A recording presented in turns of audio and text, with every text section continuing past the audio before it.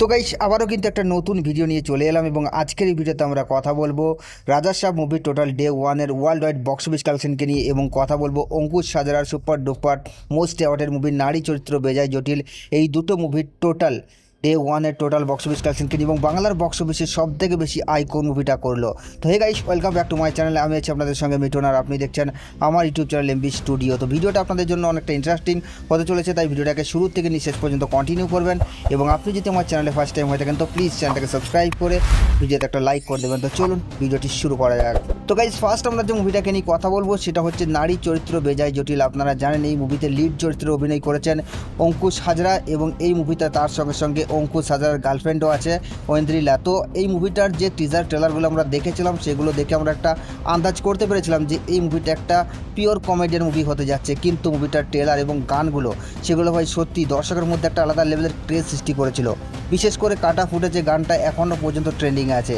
তো বহুদিন পর অঙ্কুশ আবারও বড় পর্দায় কামব্যাক করেছে, আশা করাই যাচ্ছে মুভিটা একটা লাইফ টাইমে ভালো রকমের বক্স অফিস কালেকশন দিয়ে যাবে। যদিও এই মুভিটার হল প্লাস শো টাইম নিয়ে একটা তো দ্বন্দ্ব লেগেই আছে, তারপরে দেখা যাক মুভিটা কীরকম রেসপন্স নিয়ে আসে।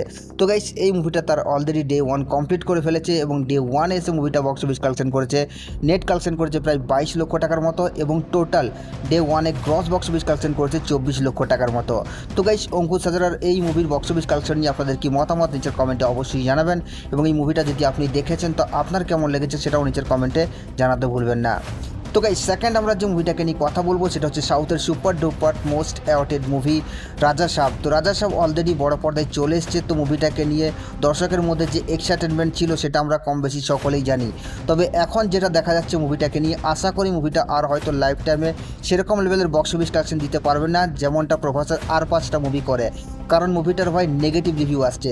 যেমনটা আমরা আশা করেছিলাম যে এই মুভিটা হয়তো একটা ভালো রকমের বক্স অফিস কালেকশন দিয়ে যাবে এবং প্রভাসের আবারও কিন্তু কামব্যাক হবে কালকির পরে, কিন্তু আমার মনে হয় কোথাও গিয়ে সেটা হচ্ছে না, কারণ মুভিটা সেরকম লেভেলের কিন্তু ক্রেজ সৃষ্টি করতে পারেনি দর্শকের মধ্যে।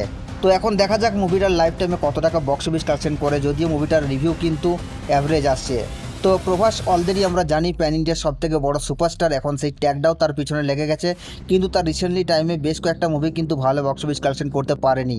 তবে দেখা যাক এই মুভিটা কীরকম বক্স অফিস কালেকশন করে, যদিও এটা একটা হরর কমেডি মুভি। তো গাইস এখন আপনাদেরকে যদি বলি প্রভাসের এই মুভির বক্স অফিস কালেকশনকে নিয়ে, তাহলে আপনাদেরকে জানিয়ে দিই এই মুভিটা তার অলরেডি ডে ওয়ান কমপ্লিট করে ফেলেছে এবং ডে ওয়ানে এসে মুভিটা বক্স অফিস কালেকশন করছে, মানে নেট বক্স অফিস কালেকশন করছে এখনও পর্যন্ত 39,57,00,000 টাকার মতো এবং টোটাল যদি গ্রস বক্স অফিস কালেকশনকে নিয়ে কথা বলি তাহলে মুভিটা এখনও পর্যন্ত টোটাল ডে ওয়ানে গ্রস বক্স অফিস কালেকশন করেছে 57,30,00,000 টাকার মতো এবং টোটাল ওয়ার্ল্ড ওয়াইড কালেকশনকে নিয়ে যদি কথা বলি তাহলে এই মুভিটার এখনও পর্যন্ত ওয়ার্ল্ড ওয়াইড কালেকশনের যে আপডেট সেটা কিন্তু ড্রপ করা হয়নি, হয়তো কাল সকালের মধ্যে চলে আসবে এবং ডে 2 এর বক্স অফিস কালেকশনে এটাকে আমি যোগ করে দেবো।